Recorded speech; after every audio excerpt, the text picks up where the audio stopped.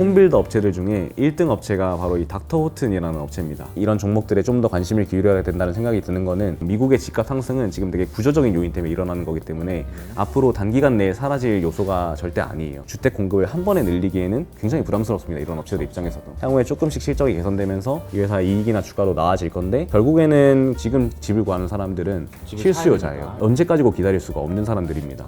결국에는 주택 시장에 들어오게 될 거고 그 사람들이 집을 구매를 하면서 계속 주택 가격은 올라가고 얘네는 계속 주택 공급을 늘릴 거기 때문에 되게 오랫동안 이 호황기가 이어질 수 있는데 그 호황기의 첫 시작 국면이라는 생각이 저는 들었던 거죠.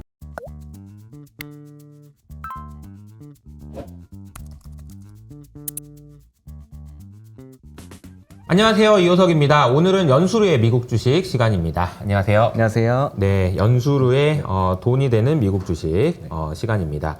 저희가 처음에 기획할 때 10종목을 한번 해보자라고 했는데 오늘 벌써 이제 5번째 네, 종목 맞습니다. 이야기입니다. 앞에서 설명해 주셨던 4가지 종목들이 또 주가지만 참 너무 재미있고 깊이가 있다라는 분석들을 많이 해주시는 것 같아요. 그래서 연수루에게 나 좀 연수루 한번 만나보고 싶다. 혹은 뭐 좀 돈 좀 되는 것 같은데 내 돈도 좀 어떻게 뭐 이렇게 생각하시는 분은 밑에 있는 댓글에 연수루의 이메일 주소를 남겨놓을 테니까 연락하시면 될 것 같고요. 한번 오늘은 어떤 종목인지 한번 시작해 볼까요? 네, 오늘은 종목도 종목이지만 좀 산업단에서 뭔가 변화가 생기고 있는 부분을 제가 캐치를 해드리고 싶어가지고 그거를 좀 중심으로 설명을 드릴 텐데 네. 오늘은 좀 특별하게 이제 부동산을 좀 준비를 해봤습니다. 네. 물론 제가 부동산의 전문가는 아니지만 그쵸. 철저히 주식적인 관점에서 경제학적 논리를 통해서 부동산 가격이 왜 오르고 있는지 그거를 좀 철저히 분석을 해드리려고 하고 제가 분석드리려는 부동산은 당연히 미국 부동산이고요. 지금 네. 한국 부동산도 되게 핫하잖아요. 되게 많이 오르고 있고. 네. 근데 지금 사실 미국도 집값이 계속 오르고 있어요. 집값이 매일매일 신고가를 경신을 하고 있고 그게 지금 매 월이나 매 분기마다 발표되고 있는 물가 지수에도 큰 영향을 주고 있죠. 그래서 물가가 안 내려오는 가장 큰 이유가 주거비이기 때문이기도 한데 그 정도로 지금 미국 집값이 좀 화두기 때문에 이거를 안 짚고 넘어갈 수가 없을 것 같아서 한번 준비를 해봤습니다. 그래서 이거는 개별 종목에 대한 이야기도 될 수 있지만 미국의 집값, 미국의 부동산에 대한 이야기일 것 같네요. 네, 맞습니다. 그래서 시작을 해보면 일단 미국의 집값을 보실 때는 케이스 실러라고 하는 주택 가격 지수를 보시면 되는데 네. 이게 미국 부동산을 전반적으로 종합해서 나타낸 지표이기 때문에 이 지표에 따라서 미국 부동산 가격이 움직인다고 보시면 됩니다. 근데 보시면 미국 집값이 이제 서브프라임 사태 때까지 계속 올랐다가 그 이후에 빠졌다가 다시 그 이후로 쭉 오르면서 최근에는 그 기울기를 더 가파르게 올라가고 있어요. 그래서 그러네요. 최근까지도 계속 신고가 흐름을 보여주고 있는데 이 미국 집값이 왜 신고가인지를 아까 제가 서두에서 설명을 드렸던 게 경제학적 논리로 접근을 해보겠다고 했는데 경제학의 가장 기본이 되는 로직이 수요와 공급이죠. 그렇죠. 그래서 수요와 공급단에서 어떤 변화가 있는지를 각각 체크를 해보고 넘어가도록 하겠습니다. 네. 가격을 따라가 보니까 이제 닷컴버블 터지기 전에 한 200 정도 지수로 였는데 130 뭐 이런 데까지 빠졌네요. 네, 그러니까 맞습니다. 진짜 많이 빠졌군요. 네, 진짜 많이 빠졌다가 그리고 그 지금은 이후로 300이 넘으니까 그쵸. 서브프라임 모기지 때보다 한 2배 가까이 오른 거예요. 그러니까 맞습니다. 벌써. 네. 그래서 왜 이렇게 많이 오를 수밖에 없었냐를 네. 살펴볼 텐데 먼저 수요 측면을 한번 점검을 해보겠습니다. 네. 수요 측면에서 지금 밀레니얼 세대들이 집을 구할 나이가 됐어요. 지금은 그 MZ라고 하는 용어 때문에 되게 유명해졌는데 이 밀레니얼 세대라고 하면 보통은 이제 1980년대부터 80년도부터 한 94년, 95년까지의 세대를 의미를 하고 이분들이 지금 나이대가 한 3, 40대 정도고 이분들의 특징이 이제 최근부터 결혼을 시작하거나 아니면 아기가 생겨서 실제로 집을 구할 나이가 된 세대들이에요. 네. 근데 사실 이 세대들의 일반적인 나라들에서는 이 세대들의 영향력이 그렇게 크지가 않은 게 이 세대들의 그 구성 비율 자체가 그렇게 인구가. 높지가 않아요. 인구 맞아요. 비율 자체가. 그런데 미국은 되게 특이하게 밀레니얼 세대 인구가 가장 많습니다. 그렇군요. 심지어는 이 베이비 부머라고 하는 일단 이 이름부터가 아기를 많이 낳았다고 하는 베이비 부머 세대인데 이 베이비 부머 세대보다도 밀레니얼 세대가 인구가 많아요. 그래요? 네. 그러니까 이 미국의 독특한 인구 구조가 만들어낸 이 기형적인 수요 증가 현상 때문에 지금 실수요자가 늘어나고 있다는 거예요. 사실 이제 기형적이라고 표현했지만 이게 정상이죠. 그렇지 않나요? 그쵸. 한국의 입장에서는 젊은 사람이 기형적인데. 많은 게 정상이지. 근데 이제 그게 정상이긴 우리나라가 정상이라고 보면 이게 너무 기형적이죠. 그쵸. 그 연수루는 지금 밀레니엄 세대인가요? 저는 살짝 걸쳐 있습니다. 살짝 걸쳐 있나요? 네. 저는 안타깝게 제가 M 세대에 못 들어가요. 그래서 네, X 세대 저는 아주 안타깝게 몇 개월 차이로 여기 이제 아주 네, 좀 안타깝게 유니크한 세대십니다. 네. 어쨌든 그 미국의 그 인구 구성이 이렇게 돼 있다는 거. 네, 미국의 인구 구성이 이렇다 보니까 이제 밀레니얼 세대들이 그러니까 지금 인구 구성 비율로 봤을 때 가장 많은 세대들이 주택 시장으로 들어오고 있다는 거예요. 네. 그런데 이런 사람들의 특징이 뭐냐면 이런 사람들은 투자를 하려고 집을 사는 게 아니에요. 자기가 살 집을 찾는 거거든요. 내가 결혼을 해서 내 배우자와 살 집, 그리고 내 배우자와 내 아이랑 같이 살 집을 구하기 때문에 이런 사람들의 집에 대한 수요는 집값이 올라간다고 해서 없어지지 않습니다. 제가 만약에 뭔가 부동산에 투자를 하고 싶으면 집값이 오르면 조금 떨어질 때까지 기다려볼까 이런 생각을 할 수 있지만 이 사람들은 당장 살 집이 필요하기 때문에 집값이 오른다고 그 구매 의사결정을 멈출 수가 없어요. 그러네요. 그런 실수요라는 겁니다. 네, 실수요가 있습니다. 그래서 수요 측면에서는 이 밀레니얼 세대, 그러니까 실수요자들이 집을 구할 나이가 됐다라는 엄청난 구조적인 요인이 있고, 그러면 이제 반대로 공급 측면으로 넘어가 보겠습니다. 공급 측면에서는 이제 첫 번째로 신규 주택 공급이 없다는 건데, 우리가 그 서브프라임 사태라고 하죠. 2007년에까지 미국 부동산 가격이 그냥 버블이 끼면서 계속 올라가다가 결국에는 연준의 금리 인상이 이제 신호탄이 되면서 그 주택 버블이 무너졌던 게 이제 서브프라임 모기지 사태였는데, 그때 이후에 이때까지 무슨 일이 있었냐면 주택 건설업체들이 그냥 막무가내로 집을 다 지었어요. 왜냐하면 짓는 대로 다 팔리거든요. 한 사람이 집을 뭐 7, 8채씩 들고 있으니까 그냥 계속 사는 거예요. 그걸 또 모기지론을 땡겨가지고. 그러니까 주택 건설업체 입장에서는 이거를 주택을 안 만들 이유가 없는 거죠. 그래서 계속 주택을 만들다 보니까 이 신규 주택이 계속 늘어났어요, 이때. 그러네요.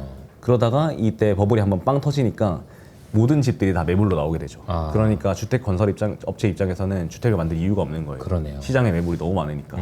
그래서 그 이후로 주택 공급이 급격하게 위축이 돼서 계속 이 낮은 수준을 유지를 하다가 네. 코로나 때 들어가지고 조금 이제 자산 시장이 좋아지면서 주택을 살려고 하는 투기적인 수요들이 조금 생겼죠. 네. 그러면서 조금 늘어났다가 다시 좀 이게 위축이 됐다가 좀 좋아졌다가 이런 반복되는 과정을 거치고 있는 상황인데, 이거랑 관련해서 되게 제가 좋아하는 영화가 하나 있는데, 네. 빅쇼트라고. 빅쇼트. 네, 대표님도 네. 보셨죠? 그렇죠. 네. 많은 분들이 보셨을 거예요. 네. 이 영화는 이제 제 인생 영화이기도 한데, 이 영화에 보시면 그런 말이 나와요.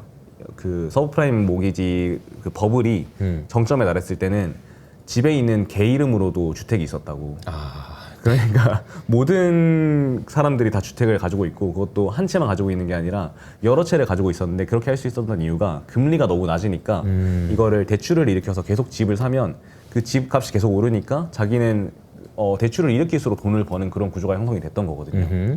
근데 그러다가 아까 말씀드렸던 것처럼 연준이 금리를 인상을 하기 시작하면서 그 대출 금리가 올라가면서 그런 모든 버블들이 다 무너져 내리게 돼요.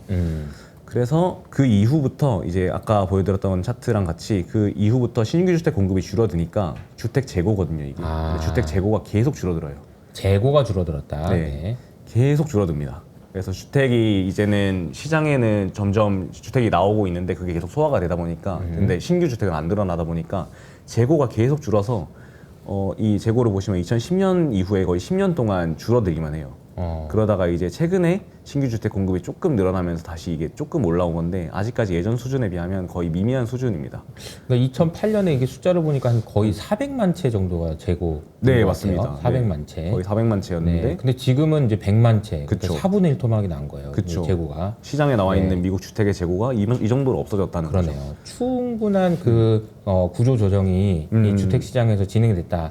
라는 걸 확인할 수 있는 것 같습니다. 그렇죠. 거의 10년이 넘는 기간 동안 진행이 됐습니다. 그리고 개인들의 부채도 굉장히 건전화돼서, 그러니까 개인들도 디레버리징을 많이 했어요.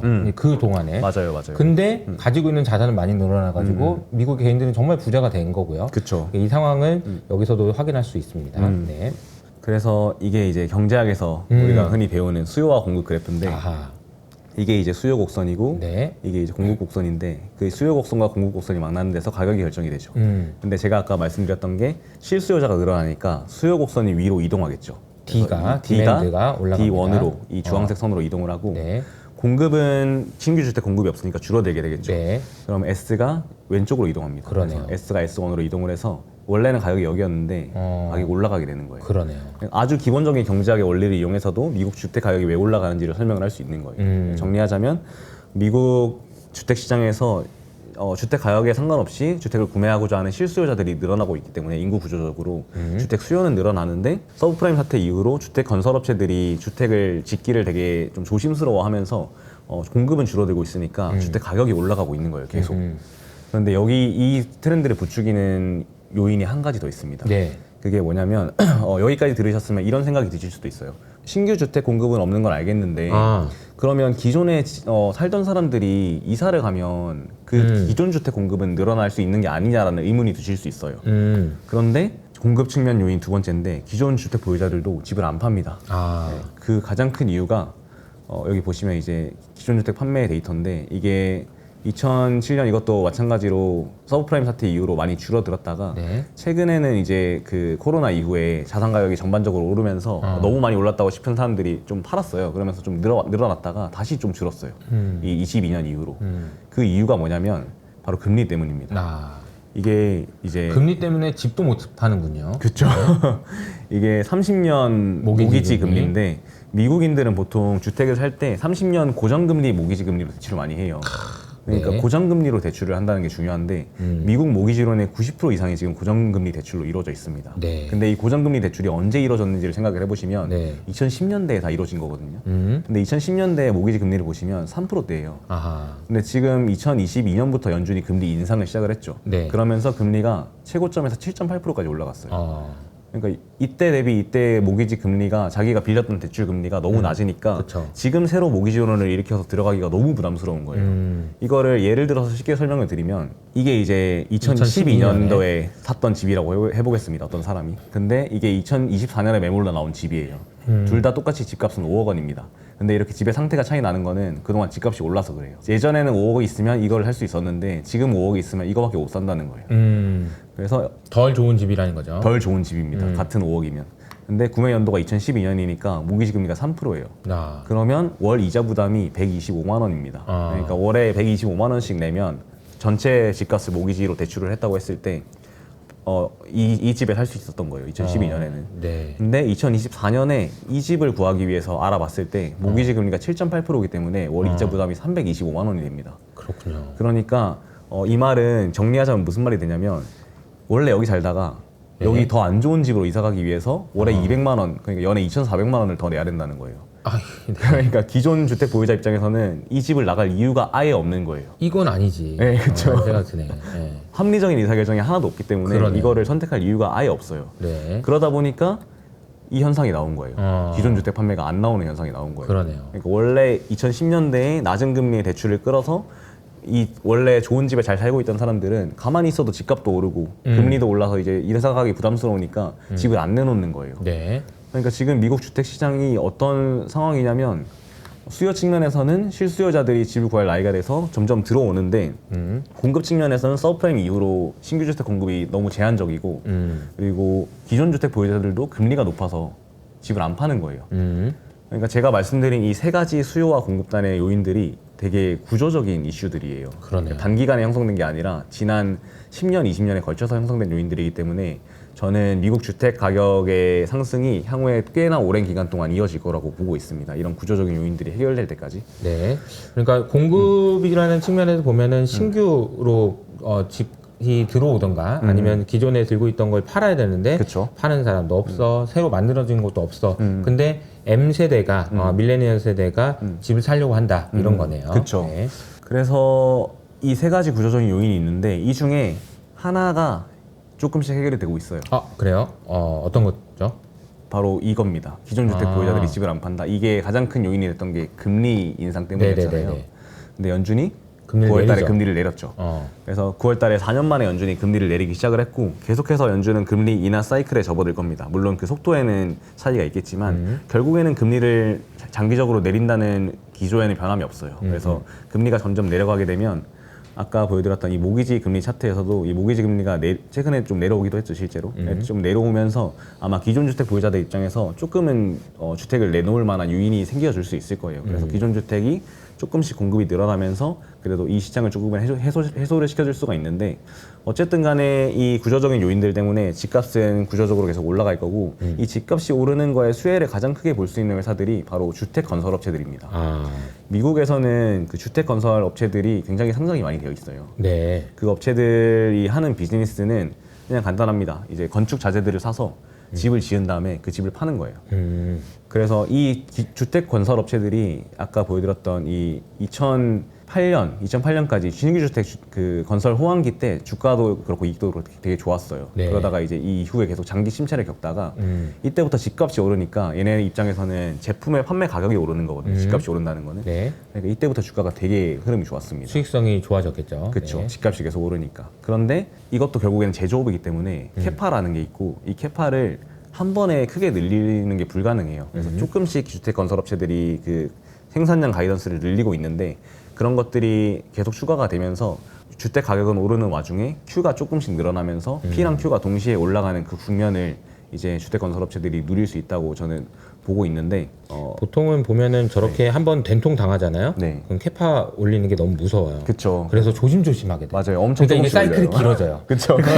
이런 게 없으면 또 막 졌다가 막 공급 과잉돼 가지고 망하고 막 이런 게 반복되는데 맞아요. 2008년에 너무 뒤니까 아마 캐파를 올려도 찔끔찔끔씩 올리지 않았을까. 저 때 너무 되었죠. 그래서 그렇죠. 말씀하신 대로 캐파를 진짜 조금씩 올려주고 있어요. 가이던스를 주는 걸 보면. 네. 그래서 그런 이제 미국에서는 홈빌더라고 부르는데 홈빌더 업체들 중에 1등 업체가 바로 이 닥터 호튼이라는 업체입니다. 그렇군요. 그래서 이 업체의 상황을 보시면 2002년 이후로 미국에서 홈빌더 1등 업체고 이런 지역들에서 지금 장사를 하고 있습니다. 네. 여기서 다 집을 짓고 있는 거예요. 그렇네요. 그리고 이런 산업의 특징이 뭐냐면 그 컨설리데이션이라고 하죠. 산업 내의 그 계열화, 그러니까 상위 업체들이 아래 업체들을 인수를 해서 점점 몸집을 불려나가는 현상들이 굉장히 활발히 일어납니다. 그래서 실제로 닥터 호튼도 상장사도 많이 사고 비상장 홈빌더들도 많이 샀어요. 그러면서 계속 몸집을 키워오고 있는데 이게 그 선 그래프가 이제 닥터 호튼의 그 점유율이에요. 주택 시장에서. 근데 이 1992년도에는 뭐 거의 영향력이 미미했는데 지금 네. 거의 14%까지 올라왔죠. 와. 그러니까 이게 계속 컨설리데이션이 일어나면서 얘네 점유율이 늘어나고 있는 거예요. 그러네요. 시장 내에서도.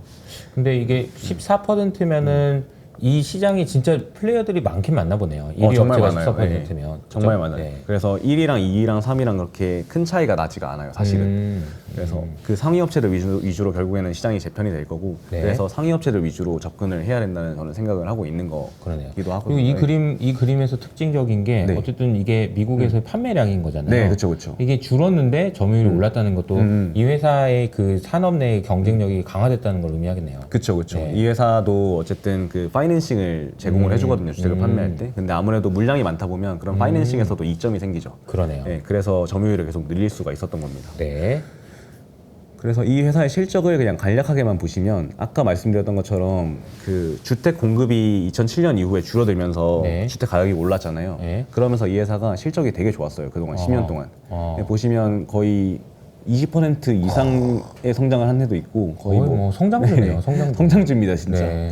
근데 이제 이익은 더 크게 성장을 하죠, 보통. 이렇게 성장을 하면 레버리지가 그러네요. 나니까. 네. 그래서 이익 성장도 계속 꾸준히 잘 해오고 있었는데 네. 정확히 23년부터 실적이 성장률이 급격히 떨어져요. 그 이유가 금리 인상 때문이에요. 그렇군요. 금리를 인상을 하다 보니까 사람들이 주택 구매를 하기를 꺼려하는 거예요. 그래서 지난 2년 동안 실적은 조금 주춤했습니다. 근데 주가 차트를 보시면 지난 2년 동안 주가가 되게 좋았어요. 그 이유가 뭐냐면 집값이 결국에는 올라서 그렇거든요. 결국 주식은 미래 가치를 반영하는 거라고 보면 이 회사가 향후에 그런 어떤 금리는 어쨌든 결국엔 내려갈 거고 그 네. 문제는 해결이 될 텐데 집값이 계속 오르니까 나중에 이익이 좋아질 거라고 보고 투자자들은 이 회사에 열광을 했던 거죠. 그러네요. 그런데 그러면서 이 회사가 매 분기마다 가이던스를 계속 올렸어요.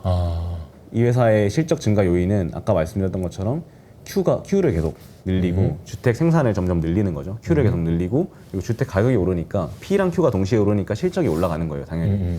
그래서 이때의 실적 증가가 있었던 거고 이 회사가 줬던 가이던스를 쭉 보시면 처음에 이렇게 제시를 컨센보다 더 높게 제시를 했다가 계속 상향 조정을 합니다. 실적 발표를 할 때마다. 그래서 계속 우리 상황이 계속 좋아지니까 계속 상향 조정을 하는 거예요. 그러다 보니까 주가도 계속 같이 올랐던 건데 이게 주가거든요. 네. 2017년부터 계속 많이 올랐죠. 근데 이게 최근부터 좀 조정을 받고 있어요. 근데 네네. 이 조정이 시작됐던 계기가 언제냐면 금리 인하예요. 되게 오히려? 아이러니하게도. 네.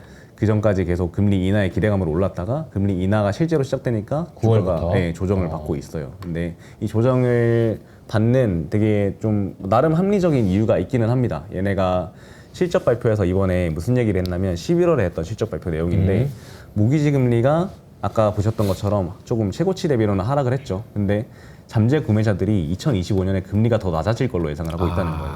그러니까 내년에 금리가 더 낮아질 거니까 우리 조금만 더 참아서 조금만 더 버텨서 내년에 금리 더 낮을 때 고정금리로 그때 그 금리 대출을 해서 들어가자라고 생각을 하는 거예요. 네. 그래서 지금 금리 변동성이나 불확실성 때문에 구매자들이 관망을 하고 있다. 그래서 우리는 그거를 좀 타개를 하기 위해 여러 가지 제도를 사용을 하고 있는데 아직까지 녹록지 않다는 거예요. 회사가 말하는 건. 그래서 실제로 지금 금리 인하 사이클이 시작이 되니까 기존에 꼈던 기대감들이 빠지고 있는 상황이에요. 근데 저는 오히려 이럴 때 이런 종목들에 좀 더 관심을 기울여야 된다는 생각이 드는 거는 아까 말씀드렸던 것처럼 미국의 집값 상승은 지금 되게 구조적인 요인 때문에 일어나는 거기 때문에 앞으로 단기간 내에 사라질 요소가 절대 아니에요. 물론 이런 업체들이 주택 생산을 조금씩 늘려가면서 조금씩 그런 쇼티지는 개선이 되겠지만 아까 대표님이 말씀해 주셨던 것처럼 그런 주택 공급을 한 번에 늘리기에는 굉장히 부담스럽습니다. 이런 업체들 입장에서도. 그래서 향후에 조금씩 실적이 개선되면서 이 회사 이익이나 주가도 나아질 건데 결국에는 그 금리가 떨어지는 거를 기다린다고 해도 아까 말씀드렸던 것처럼 지금 집을 구하는 사람들은 집을 사야 실수요자예요. 되니까. 네. 그래서 언제까지고 기다릴 수가 없는 사람들입니다. 그러네요. 결국에는 주택 시장에 들어오게 될 거고 그 사람들이 집을 구매를 하면서 계속 주택 가격은 올라가고 얘네는 계속 주택 공급을 늘릴 거기 때문에 되게 오랫동안 이 호황기가 이어질 수 있는데 그 호황기의 첫 시작 국면이라는 생각이 저는 들었던 거죠. 그래서 지금 당분간은 이런 이슈들 때문에 주가가 조금 조정을 받을 수는 있지만 그때 저희는 이런 종목들을 조금 더 공부를 해서 알파를 내는 방식이 중요하다고 생각을 합니다. 네. 그래서 제가 지금까지는 이제 닥터호튼이라는 종목에 대해서 설명을 드렸는데 여기다가 한 가지 더해서 네. 집값 상승 트렌드를 더 부추기는 요인이 있어요. 뭔가요? 지금 미국을 시작으로 모든 나라들이 보호무역주의를 하고 있죠. 그쵸. 그래서 미국에서 지금 가장 화두가 되는 게 트럼프 행정부 때 미국에다가 공장을 짓지 않는 회사들은 다 제품에 관세를 매기겠다라고 하고 있어요. 그러니까 미국의 제조업을 부흥시키겠다는 거거든요. 그쵸, 결국에는. 그쵸.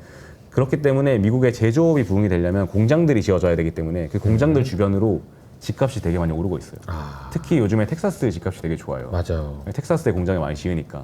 그래서 이게 미국의 그 제조업 시설 투자 금액인데 확실히 계속 늘어나고 있어요. 이런 보호무역주의 트렌드 때문에. 근데 이 금액이 아마 트럼프 행정 들어서는 더 늘어날 것 같아요. 이런 리쇼어링 트렌드는 집값에 장기적으로 또 구조적인 호황 요인으로 작용을 할 겁니다. 이 그림도 참 보면 숫자를 보면 22년도에 이게 8빌리언이니까 네. 10조 원 정도 됐는데 딱 2배 됐어요. 그렇죠. 1, 2년 만에. 그러니까 이런 게 진짜 대단한 거예요. 그래서 뭐 캐터필러나 이런 산업재들이 모멘텀을 받는 이유도 사실 그러네요. 이 그래프에 있거든요. 그러네요. 이건 되게 장기적인 호황이기 때문에 이거 여기서 파생되는 투자 아이디어도 되게 많을 것 같아요. 그렇죠. 네. 그래서 제가 그 닥터호튼이라는 기업을 말씀드렸는데 저는 보통은 이렇게 산업이 구조적인 호황 국면으로 접어들거나 네. 아니면 뭔가 산업에 큰 변화가 있을 때는 기업도 좋지만 이렇게 개별 기업 단의 차이가 별로 없을 때는 네. ETF 투자도 좀 권유를 드리거든요. 맞아요. 그래서 제가 하나 소개해드리고 싶은 ETF는 이게 미국 홈빌더 ETF예요. 미국에 상장되어 있는 종목이 한 8,000개 좀 넘거든요. 근데 그중에 ETF가 3,200개예요. ETF가 굉장히 활성화되어 있는 시장입니다. 미국 시장에. 네. 그러니까 모든 섹터들에 다 ETF가 있고 그 ETF에 레버리지 ETF도 있고 그리고 심지어는 그런 ETF도 있어요. 우리가 그 짐 크레이머라고 하는 방송인이 이제 맞아요. 뭔가를 언급을 하면 그 종목이 빠진다고 많이 하잖아요. 그쵸. 그래서 그 짐 크레이머의 언급 종목을 역으로 추적하는 ETF가 있어요. 진짜 창의적이에요. 네, 그런 식으로 되게 창의적인 ETF도 많이 있기 때문에 저는 미국 투자를 할 때 이 ETF를 공부를 많이 해보시면 굉장히 기회가 많다고 생각을 하는데 그런 사례 중에 하나로 이게 이제 홈빌더들의 ETF예요. 이렇게 ETF에 투자를 하시면 장점이 개별 기업 단에서 오는 그런 리스크들을 좀 제거를 할 수가 있어요. 예를 들어 닥터호튼에 뭔가 또 개별 기업 단의 리스크가 있을 수 있겠죠. 얘네가 인수한 회사가 부채가 많았다거나 아니면 CEO 리스크라던가 이런 아니면 기업 문화 리스크라던가 이런 리스크들을 이 ETF에 투자를 하면 해치를 할 수 있고 어쨌든 저희가 투자를 하고 싶은 곳은 미국의 부동산 가격 상승의 수혜를 누리는 홈빌더 섹터이지 닥터 호튼이 뭔가 유별나게 물론 잘하는 것도 있지만 유별나게 잘해서 그 포인트에 집중하고 싶은 게 아니니까 네. 이런 ETF에 투자를 하시는 것도 되게 좋은 방법이실 것 같고 네. 이게 조금 ETF가 답답하다라고 하시면 홈빌더 ETF도 레버리지가 있습니다. 3배 레버리지 ETF예요, 이게. 그래서 이 3배 레버리지 ETF를 사용해서 투자를 하시면 되는데 제가 이거는 언젠가 한 번은 꼭 설명을 드리고 싶었는데 네네. 이 우리나라 사람들이 아무래도 이 3배 레버리지 ETF를 되게 많이 좋아하시잖아요. 그렇죠. 그래서 그 필라델피아 반도체 지수 3배 레버리지 ETF인 속스L이라고 하는 ETF의 시가총액의 거의 20%를 한국인이 들고 있다고 하더라고요. 네. 근데 이 레버리지 ETF를 투자를 하실 때 주의를 하셔야 되는 점이 뭐냐면 이 레버리지 ETF는 최종 성과의 3배를 추적하는 게 아니라 매일매일 수익률의 3배를 추적을 하기 때문에 그쵸. 그 사이에서 만약에 횡보를 하는 구간이 발생하게 되면 손실이 발생할 수가 있어요. 그러니까 그쵸. 예를 들어서 뭔가 제가 기초자산이 $10인 주식에다가 투자를 했다고 치고 그 3배 레버리지인 ETF에 투자를 했다고 쳐보겠습니다. 그러면 $10에서 10%가 오르면 11불이 되죠. 네. 그리고 거기서 다시 10%가 빠지면 9.9불이 되잖아요. 그러니까 그냥 9불이 아니고 9.9불이 돼요. 올랐다가 빠졌는데도 10불 이하로 내려가는 거죠. 그렇죠. 그러니까 여기서 최종 제 이익은 마이너스 1%가 되는 거죠. 그냥 분명히 올랐다 내려오기만 했는데. 그렇죠, 그렇죠. 근데 레버리지 ETF 투자를 하면 어떻게 되냐면 제가 10불을 레버리지 ETF 투자를 3배 레버리지 ETF에 투자를 했다고 하면 10%가 오르면 이건 30%가 오르니까 13불이 됐다가 네. 10%가 빠지면 30%가 빠지니까 아하. 이게 9.1불이 돼요. 9.1불이 네, 되네요. 그러니까 마이너스 9%인 거예요. 아. 그러니까 최종 수익률이 마이너스 1%짜리를 3배로 샀으면 마이너스 3%가 돼야 되는데 마이너스 9%가 돼 있는 거예요. 그러네요. 그러니까 이게 이 위아래로 왔다 갔다 하는 구간에서는 엄청나게 빠르게 그 원금이 녹는 구조예요. 맞아요. 레버리지 ETF가. 맞아요. 그래서 확실하게 상승을 할 거라는 구간 안에서만 투자를 하셔야지 이 레버리지 ETF를 사놓고 존버를 해버리게 되시면 어허. 계속 그냥 내 돈이 녹아내려요, 녹는 걸 녹아요. 알 수 있어요. 맞아요. 그래서 그거를 간단하게 확인하실 수도 있는 방법이 있는데 네네. 이 속스 ETF가 있어요. SOXX라고 네. 그 ETF랑 속스L이라고 하는 ETF 차트를 놓고 보시면 속스 ETF는 이미 2021년 고점을 예전에 벗겼어요.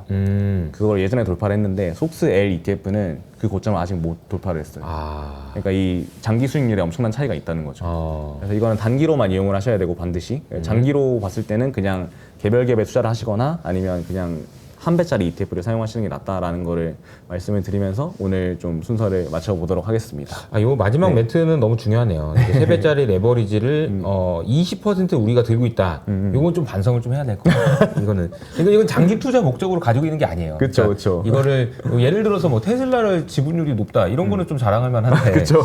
요건 좀 애매하다. 알겠습니다. 잘 짚어주신 것 같습니다. 오늘 그 연수루의 미국 주식 5번째 주식은 미국 주택 가격과 관련된 닥터 호튼 이런 회사에 대한 설명을 해주셨는데 이 종목에 대한 설명을 해주시면서 저는 좀 연수루가 진짜 미국 주식의 진심이구나라는 생각이 드는 게 보통 미국 주식 하면은 뭐 저도 그렇지만 빅테크 이야기 많이 하고 관심 있는 종목들만 보는 경우가 많은데 아마 빅테크도 더 많이 알 거고 이런 이제 관심이 상대적으로 덜한 종목들까지 이렇게 투자를 함으로써 아마 운용 성과를 안정적으로 유지하기 위해서 이렇게 좀 맞습니다. 다양하게 네. 투자하는 거죠. 네. 그런 관점으로 보시면 좋을 것 같고요. 서두에 말씀드린 것처럼 연수루한테는 좀 연락하고 싶다, 보고 싶다 하시는 분은 밑에 있는 댓글을 통해서 이메일을 확인해 보시면 좋을 것 같습니다. 그러면 오늘은 여기서 마무리하도록 하겠습니다. 감사합니다. 감사합니다.